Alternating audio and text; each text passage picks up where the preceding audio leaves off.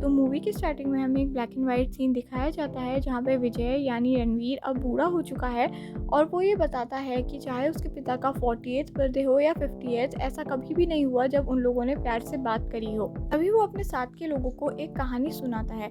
कहानी में एक खूबसूरत राजकुमारी होती है जो नहाने आई होती है। तभी एक बंदर वहाँ पर आकर उसे छेड़ने लगता है, जिसकी वजह से वो घर जाती है और अपने पिता को ये सब बताती है। उसके पिता अपने मंत्री को भेजते हैं जहाँ पर मंत्री बंदर को एक असली तलवार पकड़ाता है और खुद नकली तलवार से मरने की एक्टिंग करने लगता है। ये देखकर बंदर भी सेम दोहराने लगता है और वो मर जाता है। ये सुनकर उसके सभी साथी हंसने लगते हैं। तभी रणवीर को अपना पास्ट याद आने लगता है जहाँ पर वो क्लास में बैठा होता है और उसकी टीचर उससे सवाल पूछती है कि एनिमल क्या होता है, जिसका वो सही जवाब दे रहा होता है। लेकिन अचानक उसे दिखता है कि उसकी दोनों बहनें उसका क्लास के बाहर इंतजार कर रही होती है और उन्हीं से मिलने के लिए वो बीच में ही जवाब छोड़कर उनके पास चला जाता है, जिसकी वजह से उसकी टीचर उसे काफी डांटती है और उसके हाथ पर डंडे मारती है और उसे पनिशमेंट में खड़ा कर देती है। जैसे ही क्लास खत्म होती है वो भागकर गाड़ी में बैठ जाता है और अपने पापा को ये सारी बातें बताना चाहता है।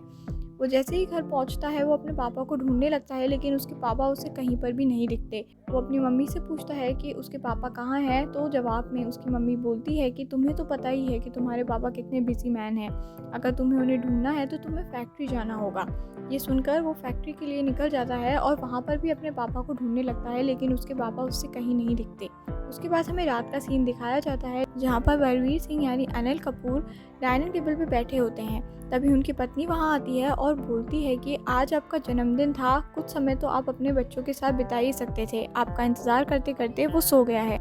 ये सुनकर बलवीर सिंह को थोड़ा अजीब लगता है और वो अपने बेटे से मिलने उसके कमरे में जाता है। जैसे ही वो वहाँ पहुँचता है उसे दिखता है कि उसके बेटे के हाथ में एक चिट्ठी है। वो उसे लेता है और उसे पढ़ने लगता है। चिट्ठी में ये लिखा था कि अगले जन्म मैं आपका पिता बनूंगा और आप मेरे बेटे, और फिर मैं आपको बताऊंगा कि अपने बेटे के साथ प्यार से कैसे रहा जाता है, क्योंकि अगले जन्म में फिर से आप मेरे पिता बनना और मैं आपका बेटा, और फिर मुझे अपने तरीके से फिर से प्यार करना। ये सुनकर बलवीर सिंह थोड़ा इमोशनल हो जाता है और उसकी नज़र रणबीर के हाथ पर पड़ती है जहाँ पर टीचर ने उसे डंडे मारे होते हैं।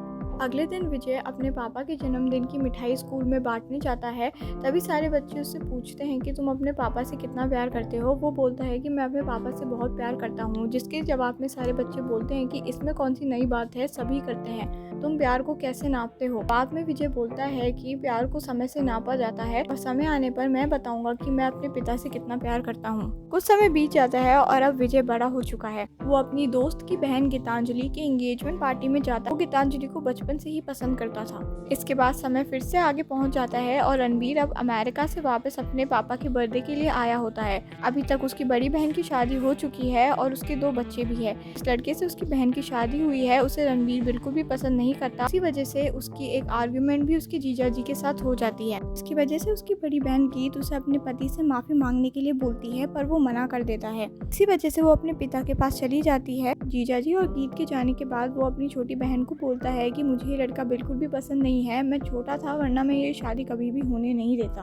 तभी उसके पापा वहाँ आ जाते हैं और विजय को माफी मांगने के लिए बोलते हैं और उसे सिर्फ 10 मिनट का समय देते हैं। अपनी बहन गीत के बाद फिर से जाता है और तभी हमें पुराना सीन दिखाया जाता है जहाँ पर उसकी बहन घर आकर बहुत बुरी तरीके से रो रही होती है और पापा को फोन कर रही होती है, लेकिन उसके पापा फोन नहीं उठाते। विजय अपनी बहन से पूछता है कि क्या हुआ, जिसके जवाब में वो बताती है कि कॉलेज में रैगिंग बहुत ज्यादा बढ़ गई है और वो बहुत ज्यादा परेशान है, और इसी का बदला लेने के लिए विजय अपनी बहन के साथ कॉलेज जाता है और वहाँ पर गोलियां चला देता है। इसके लिए उसकी बहन उसे मना भी करती है, लेकिन वो नहीं मानता। घर जाते समय उनकी गाड़ी का 2 बाइकर्स पीछा करने लगते हैं। वो और कोई नहीं, वही होते हैं जिन्होंने उसकी बहन को छेड़ा होता है। रणबीर को गुस्सा आ जाता है और वो उन पर गाड़ी चढ़ा देता है। घर जाने के बाद उसके पापा उसे बुरी तरीके से मारने लगते हैं और उसे बोलते हैं कि तुम क्रिमिनल बन चुके हो, और इसी वजह से वो बोर्डिंग स्कूल भेज देते हैं। रणबीर जवाब में बोलता है कि वो अपनी फैमिली के लिए कुछ भी कर सकता है और अगर उसे ऐसा कुछ फिर से करना पड़ा तो वो पीछे नहीं हटेगा। इसके बाद हमें प्रेजेंट सिचुएशन फिर से दिखाया जाता है जहाँ पर विजय अपनी दोनों बहनों के साथ बैठा होता है और अपने पापा के कहने की वजह से जीजा जी से माफ़ी भी मांग लेता है।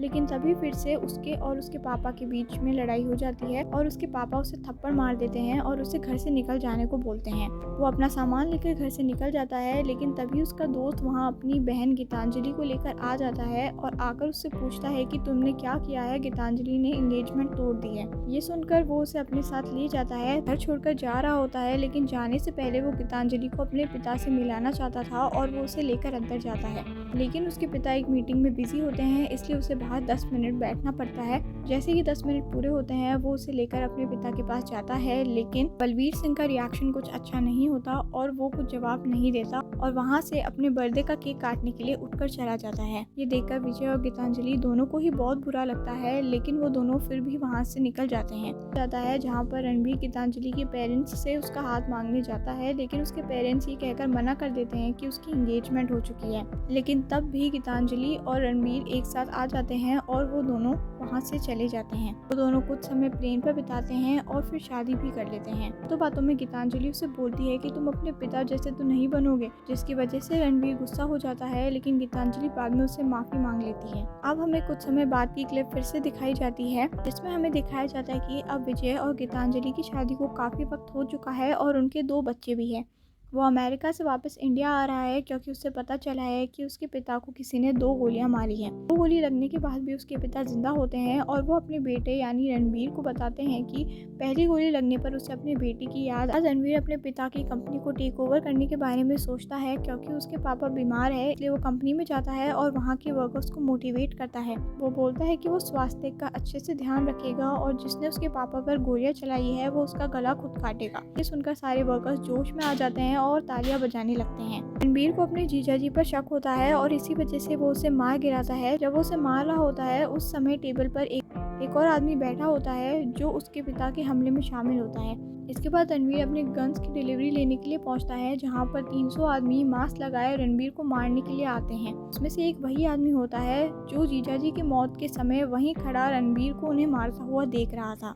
इसके बाद हमें एक मज़ेदार और ख़तरनाक फाइटिंग सीन दिखाया जाता है जो आपके होश उड़ा देगा। विजय यानी रणबीर वहाँ पर मशीन गन लेकर आता है और हर जगह गोलियां ही गोलियां दिखाई देती है।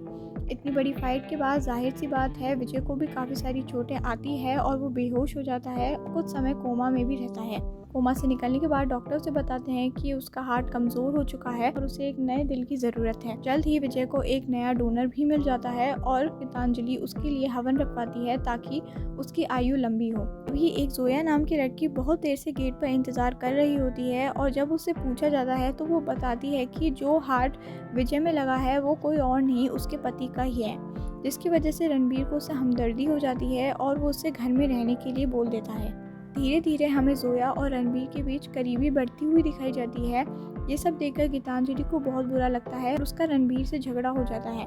वो बोलती है कि वो अपने बच्चों को लेकर यहाँ से जाना चाहती है। रणबीर उसे बोलता है कि जोया भी एक प्लान का हिस्सा है और अगर वो ये सब नहीं करता तो वो कभी भी उसे सच्चाई नहीं बताती।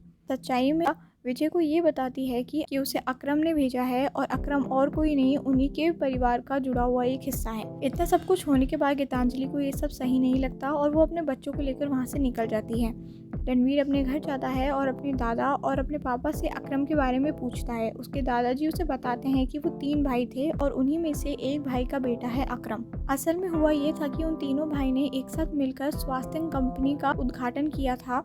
वो तीनों मिलकर ये बिजनेस चलाते थे, लेकिन उनमें से एक भाई ने उन्हें सुझाव दिया कि हम कुछ इनलीगल एक्टिविटीज़ भी यहाँ पर कर सकते हैं, लेकिन बाकी के दोनों भाइयों ने इसमें उनका साथ नहीं दिया क्योंकि वो इस कंपनी को लीगल तरीके से ही चलाना चाहते थे, जिसकी वजह से उन्होंने उस भाई को कंपनी में से निकाल दिया और निकाले जाने की शर्मिंदगी की वजह से वो आउट ऑफ कंट्री चला गया और तभी वहाँ पर उसका एक लड़का हुआ जिसका नाम था अकरम। विजय के दादाजी ने ये भी बताया कि अकरम कुछ टाइम पहले तुम्हारे पिता से मिलने यहाँ आया था, जिसके जवाब में उसके पिताजी बोलते हैं कि वो मिलने नहीं जायदाद में हिस्सा लेने आया था।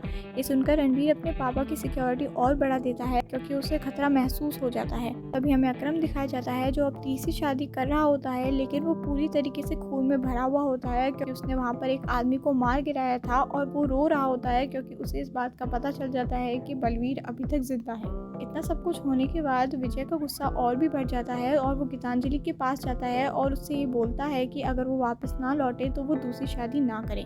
इसके बाद वो फिर से अपने साथियों के साथ अकरम को मारने के लिए निकल जाता है और साथियों में और कोई नहीं उसके भाई होते हैं, क्योंकि इस जंग में उसके भाइयों से ज़्यादा सगा उसका और कोई नहीं हो सकता था। इसके बाद हमें फिर से दिखाया जाता है कि विजय यानी रणवीर अकरम को एयरपोर्ट पर रोकता है और दोनों में फिर से फाइटिंग सीन दिखाया जाता है। ये फाइटिंग सीन बहुत ही ज़बरदस्त था। इसके बाद विजय अपने पापा से मिलने घर जाता है और अपने पापा को बताता है कि उसने अकरम को मार दिया है और अब उन्हें कोई खतरा नहीं है। ये सुनकर उसके पापा कुछ खास खुश नहीं दिखाई देते, क्योंकि ऐसा लगने लगता है कि अब उनका बेटा क्रिमिनल बन चुका है। जिसके जवाब में विजय बोलता है कि अगर मेरे प्यार की वजह से मैं आपको क्रिमिनल लगता हूँ तो मैं आपको बताता हूँ। तभी आता है द मोस्ट आइकॉनिक सीन जिसने इंटरनेट पर तबाही मचा दी है। विजय अपने पापा को बोलता है कि मैं पिता बनने की एक्टिंग करूँगा और आप बेटा बनने की एक्टिंग करना। याद है वो माइकल जैक्सन का कॉन्सर्ट जहाँ पर मैं जाना चाहता था, लेकिन आपके जन्मदिन की वजह से मैं वहाँ जा नहीं पाया। आप बस पापा पापा करते रहना और मैं आपकी एक्टिंग करूँगा।